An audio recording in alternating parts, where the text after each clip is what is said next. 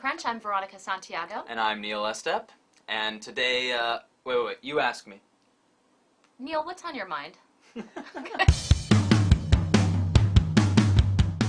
What is on my mind? Well, let me tell you something, Veronica. Ever since we've started on the show, which was, I think, back in October, September? I don't know. Somewhere around there. It's felt like forever. Yeah. So it's been 4 or 5 months since we've been reviewing films. Mm-hmm. And obviously being at the theater more often, I've noticed many things that irritate me. Much more than when I was just, sort of the novice, casual moviegoer. Yeah. And I think it's time that we laid down some ground rules about movie theater etiquette. Because I cannot tell you how many people do not understand the importance of proper etiquette and manners during the watching of a movie. I'm still with you because really this has been something that's been plaguing me, and I think we've been working long enough together that our minds are in sync. So we're gonna, so we may team up on this. What's on your mind a little bit, right? Okay. Maybe. I don't want to go that far, but we'll see. Okay. Well, let's start. I think we should start with something that's a little more basic, and that's outside of the theater, in the lobby, in the bathrooms. Yes, because I've been really analyzing. Listen to me, okay? Listen. Okay. For one thing. If you're going to get snacks or popcorn or drinks, you need to know what it is you're going to order when you step up to the person who's going to get the stuff for you. Okay? But this applies to so many other things in life. I mean, no, I totally understand. Okay, I understand that this is broad, and my bathroom etiquette will also be applying to anywhere there is a public space. Okay. But I really want to make sure that people understand that, you and I are hanging out in a lot of theaters. Yeah, yes. And we have been subjected to all of this crap, okay? So... Okay. Literally. Oh, yes. Yes. So, when you're in line, please know what you'd like when you get up to the front. Also, please have payment ready, or at least kind of ready. Like, maybe you know where your wallet is in your purse, something like that. Because people are trying to get into the theater, and they don't want to miss the previews, like you and I. Yeah. Oh, okay. Yeah. Or you might be running late. Which wouldn't surprise me. But the point is, there are people who are all trying to get to one place to be entertained and to not miss anything. And the fact that you're taking your sweet time is gumming up the works. Okay. Okay. So that's lobby etiquette. You're far more anal than I would have been on this topic. So. I just spat so far. Okay, when you're my rules of film etiquette is when you're filming a segment, please do not spittle. Right. Okay. The other person. Okay, so next, bathroom etiquette. Bathroom. You can maybe, I don't know if you have something with the ladies' room. I don't know, but for the men's restroom, big ones. Okay, and this again applies to all restrooms, but movie theater restrooms. Yes. Yeah. And movie theater restrooms, I would say primarily because there are so many people trying to get into the bathroom all at once, like when the movie lets out. Or right before the movie. I mean, these are times when people need to go pee and they need to get into the film. You know what I mean? So here we go.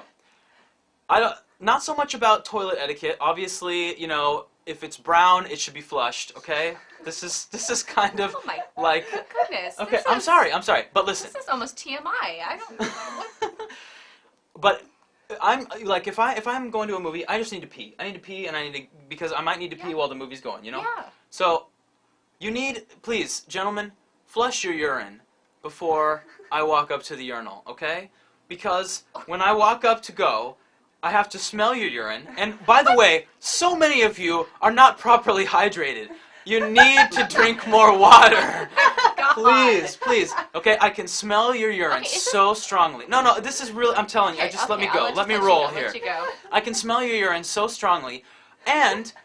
because usually I have to go so bad, and I don't want to flush while I'm standing right in front of the urinal because the water might splash on me, I have to urinate into your urine, which then makes a cocktail of urine, which is twice as potent as the first. Can I just say, does this have anything to do with the quality of the theaters that you're going to as well? No. Really? This is universal to all the theaters that you're going to? It doesn't matter. Even when it's a big Absolutely. theater, multiplex, as opposed to a smaller independent. Yes, but sometimes they have the auto flush, which, that helps a lot. The bigger places have the automatic flush. I'd have to take your word on that. I don't know how the men's bathrooms work, so... They have the auto flush occasionally. So that helps out a lot. But, if it doesn't have the auto flush, please just flush it. We don't have a huge drought in Washington, or, you know what I mean? I don't know. I don't know what I'm saying. I can't stand the smell of urine. And it's just awful. Just flush it. Why? Why is it so hard? No, I understand, but you know what I'm saying? Are these the only public bathrooms that you're going into? No, all public bathrooms, all male restrooms, especially urinals, are prone to this specific. Again, I'd have to take your word on that. It's so true. I can't even tell you. It's so true, and I hate it. I hate it. Don't you have those little cake things or something on the bottom? Well, occasionally. Which I didn't know anything about until recently. I didn't know those cake things existed. Well, there are cake things but usually those don't have like a pool of water in them. They just drain. And then the pool of water ones, they don't have any sort of cake. They're like the urine mixes with the water. I don't need to know because you know what? Now you're ruining my theater experience. Okay. Because the next time I'm going to go, I'm going to wonder what my husband's encountering in the bathroom, and I don't need to know that. Well, it's not huge. It's just something that I've observed, and it should just be standard. Let's move on to the inside the theater, because that's really where my issue comes up. Well, one more thing. Wash your hands, gentlemen. Please just wash your hands. It's a public space. We're all prone to colds and flus, and please just wash your freaking hands. And I'm done. Yes, okay. Okay? For that part. For the restroom. Yes. Outside. Yes. But what about inside? Okay, now we'll move inside. Okay. So there are some obvious ones like cell phone off. Yeah. You know, no loud talking. Yeah. Okay, those are the obvious ones. I shouldn't have to regurgitate those for anyone because that's pretty standard. Yes. But how about candy wrappers? Yes. Candy wrappers? Yes. Terrible. Yes. Terrible, terrible. I hate loud eaters. Okay, yeah, loud eaters. Loud eaters. People who smack or like you can hear them chewing. Anyone who doesn't chew with their mouth closed, first and foremost. But like popcorn eaters, they tend to be loud. Yeah, and the thing is, as much as I like to eat nachos or would like the thought of eating nachos, I know that eating nachos would require me crackling the chips. So I don't buy them for that precise reason because I know it's too much noise, so I don't do it. Oh, you have proper movie theater etiquette. How very nice of you. No, exactly. No, I told you I agreed with you. I just thought you went way too far in the whole bathroom etiquette. Well, it extends beyond the theater. Yeah. But no, my main thing, as I noticed last week, would be the eating. Like the person picking up the soda and I can hear the ice shaking, and then her maneuvering the straw so I can hear like the squeaking of the straw. Oh and then she went and dropped the drink, and then her husband was unwrapping all his candy, and then you could hear the hands in the popcorn bag, and that's annoying. That's really bad. When I saw, I think it was Dreamgirls actually, I had people commenting on the movie during the movie, which was really annoying. Do you mean like what did he say? Or like No. Just like them laughing or I don't even remember what it was, quite frankly. Well, laughing. But it wasn't even it wasn't even that. But it was them like, I don't know, making, comments about, the scenes like you go girl, like that kind of thing. Yeah, but not even that because Jennifer Hudson, people were clapping for that, and I expected that. But I'm just picking Dreamgirls as an example because I can remember that. But just comments during the movie. Yeah. Oh. Even a whisper. Even a whisper. I can't. It is so easy to hear. Even someone right behind you, or even a few rows in front of you, or a few seats over. Even a whisper is so distracting to me. Yeah. And the other thing, though, even though their cell phone was technically off as far as sound was concerned, there was someone who was like text messaging, so you could see the bright blue panel on the phone, and that was distracting to me because you could see this flash of light in the dark room. Right. So. Yeah, don't these people know that we're trying to study these films, and take mental notes? And when I'm like listening to these people off to the sides, it really is distracting. Yeah. Well, and especially regardless, when I'm reading subtitles, and I can't read subtitles and listen to these people at the same time. Well, I just think only educated people should be reading subtitles. That's very good. Yes. We should not be talking. We should be reading. It should just be, it's a public space where people are joined together to focus on something intently, and I just think that.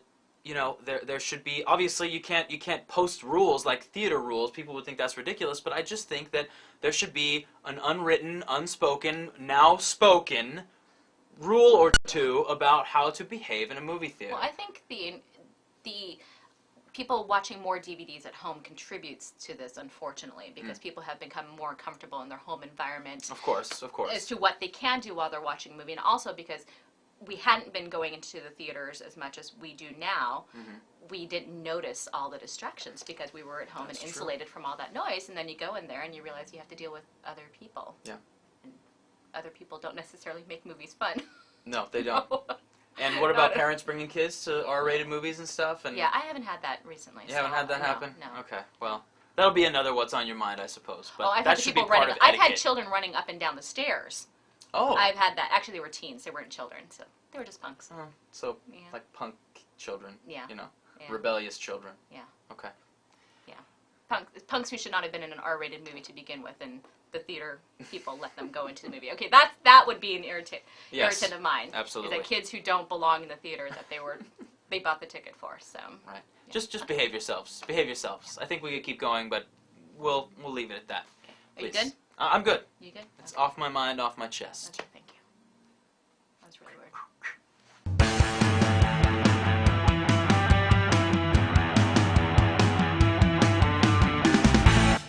I don't get what? How so many women manage to pee all over the toilet seats. Yeah. In women's bathrooms. There's always pee on the toilet seat. It's just like, oh my gosh, it would be so dirty. Because they don't sit on the toilet. Because there's always pee on it. If everyone would just sit down. It's just reciprocating a vicious cycle. It wouldn't be dirty because there's your legs on the toilet.